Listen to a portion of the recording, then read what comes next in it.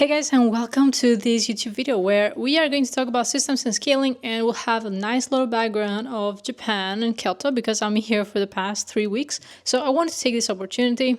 I have the nice background and I was like, how about I shoot a video answering to 7 frequent questions I've been getting from you guys from my Instagram. You can find me on Instagram. It's Katie Bunny, or my school community, which you get access to if you purchase the one-click onboarding. So these questions, I put them on Google Doc with my team. And I also realized I don't have battery on my phone, so we were charging my phone at the same time. And yeah, let's get started. We're going to talk about 7-figure systems, scaling businesses, and all that. The first question that I get very often from you guys is like, when it comes to scaling, what is the #1 system you would build if you were to scale a business making zero money today? Now, when you're first starting, this is the easiest and the hardest part at the same time, right? It's easy because, literally if you just make some moves and make a little bit of progress, you can start making money. And it's hard because you have so many mindset difficulties, you're not sure, so many uncertainties, which way to go, etc., etc. So the first system I would build is a sales CRM. You can also get the sales CRM that I have in the description. But besides that, I would really focus on the sales CRM, having something in place that you can get calls booked in, and then you can nurture people. So when they show up on the call, first of all, they show up on the call, and secondly, when they show up, they know more or less what you're all about, what is your philosophy, and they have a frame in mind on what they can talk to you about and what they cannot talk to you about. So that's the first thing I would do.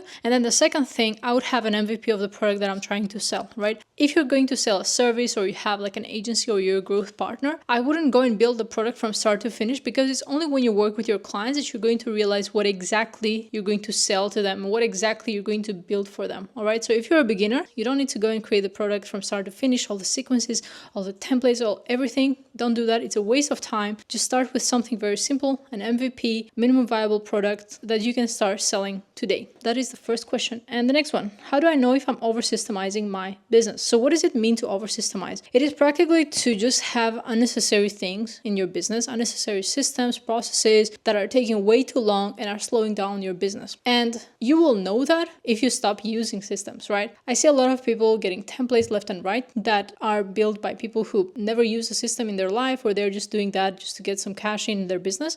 And you're buying those and then you're using them for a week or two and then you stop using them. That is a sign that you're just bringing in random systems that have nothing to do with your actual business. Or it could be that you don't know how to use the systems, or you don't understand why you need the system, so then you stop using them.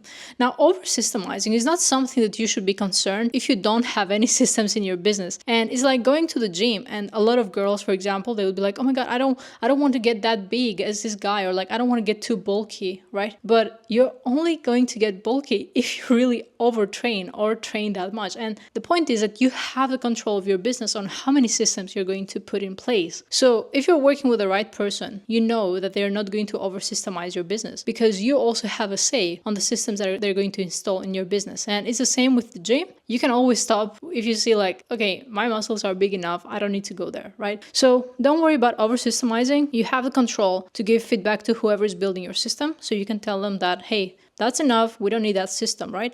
And of course, if you're working with an expert like my team or myself, they know exactly the amount of systems that you need in your business, okay? So you don't have to worry about this whatsoever. And let's get to the next question, which is, how do I go about scaling a business? Where do you start from? And I get this question from fellow operators who are looking to scale other businesses, and other business owners who are like, okay, how do I scale my business? Where do I start? Like, is this something that I can scale or not? The first thing you need to do in order to scale your business is fully audit your business. You need to understand what are the current bottlenecks in your business by auditing your business, right? So when I work with these big agencies or clients or coaches that are making 100K or $1 million per month and I scale them, the first thing I do is I understand their business, from the products they're selling to who is in their team to what strategies they followed, where exactly they're trying to get to. And after I get this information, that's the time that I can go and create a strategy. I don't just come in and bring in like random systems, put them together and be like, okay, now you're going to scale. No, you need to understand, first of all, where the business is standing, where we're trying to get, what are the bottlenecks we currently have, and solve these bottlenecks. It's really that straightforward, but you need to have the experience to understand what systems are needed in order for that business to scale. And it's something called the operational triangle, which you can check right here. I use with my team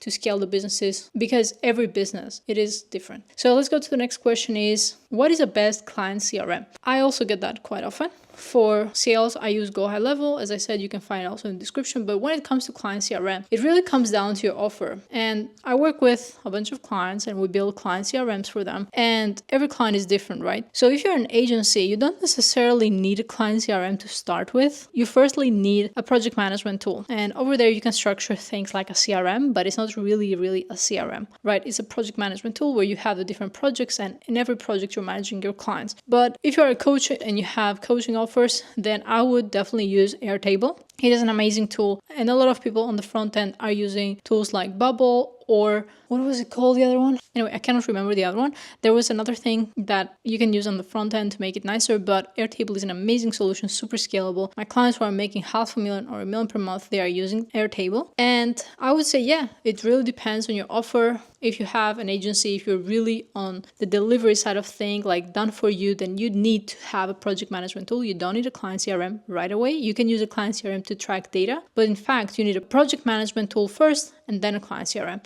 And if you have a coaching offer, you need a client CRM like Airtable. It is amazing. You can track a bunch of data over there. And on the front end, you can use Bubble or the other tool that I forgot the name of. Okay, let's go to the next question, which is what exactly do you do for your clients? So what we do for our clients is we're building the systems and infrastructure that allow them to scale to multiple 6 and 7 figures per month. So for example, let's say you are an agency and you're struggling with delivery because you have way too many clients, or you cannot manage your clients and you cannot scale. What we're going to solve for you is your client success. We're going to solve your client onboarding, your client success, your product itself, making sure that it is scalable and giving you the right framework on what team members you need to hire in order to make this scalable product. So we build things out for you from start to finish. But if you want to have our templates and systems, but you want to do it yourself, you're also very welcome to do so. And this is one way that we can work for you. If we see that you are a coach or an agency, you're struggling with your sales, then we can focus specifically on your sales and finances and your team management, so then we can scale that part of your business. And scaling, it is very unique for every client. That's why I don't have like just one way of doing it. It depends really on the operational triangle that you can check right here. And we focus on the bottlenecks that you have in your business and we solve them for you. It is all done for you,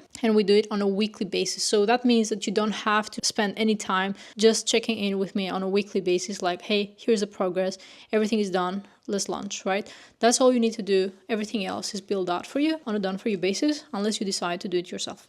Okay, the next question is, where did you learn about systems? I get that question so often. I get it on my Instagram, I get it on my private community, I get it literally everywhere. So when it comes to systems, I learn with practice, okay? I learned with a lot of YouTube videos, and I follow YouTube channels like Harvard Business Review and other channels that are not so much in the online space, but they are more like the corporate space. And when it comes to the online space, I also have experience because of my background, working with multiple agencies and businesses that are making multiple 6 and 7 figures. So I learned by building systems directly from them, hearing their problems, creating the solutions, implementing them, and then using those systems and automations for a bunch of clients. So this is how I learned, and maybe really soon I'll release a training so you can also learn the same systems.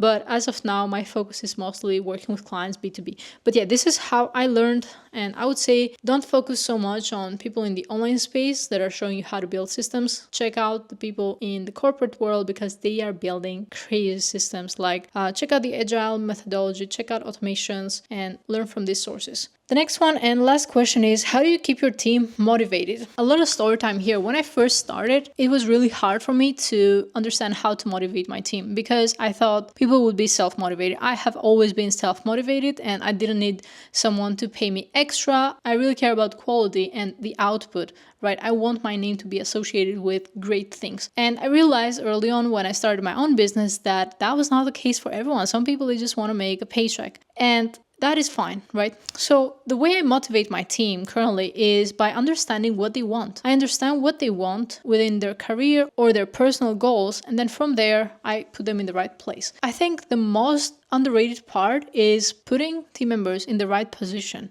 Sometimes you may hire someone and think, okay, I'm going to hire them as a systems integrator or like as an operator, but maybe that's not the right role for them. And frequently enough, I jump on calls with my team to assess like, okay, how you're doing, are you motivated or not? And I try to build personal relationships with my team members so I understand better where exactly they're standing in their lives, what are their motivations, and where exactly they're trying to get. So I would say, to keep it short, you need to understand, firstly, the strengths of your team team, so you put them in the right positions, then automatically that gets them to be more motivated than working on a role that is not fit for their strengths. And secondly, I build relationships with my team, meaning I am friendly to them, I care about them, I care about their progress, I invest my time and I put effort into their progress. And then thirdly, I jump on calls with my team to understand better if they're happy, if they're not, what are their concerns, and if they have any feedback for the company as a whole. So that's how I would say I keep my team motivated, and the fact that they have been working with me for a couple of years now, it's a good sign that they like what they're doing and this is working for them. So yeah guys, thank you for watching this YouTube video, and as I promised, here's the background view of where I'm sitting right now. Japan is amazing. If you ever decide to visit Japan, you should definitely come to Kyoto. I think it is really amazing and I love Japan. I think I'll be probably visiting more often. So yeah, if you like this video, let me know in the comments below. And if you're a business scaling to multiple 6 or 7 figures and you're stuck with your operations, you don't know what are the next steps for you to scale your offer because you know the sales, but you're facing difficulties to scale your offer, then check out the link in the description and we can jump on a call and see exactly what you need. We're going to audit your business on the call and share with you the best strategies for you to scale today. Thank you for watching guys, and I'll see you on the next video. Bye.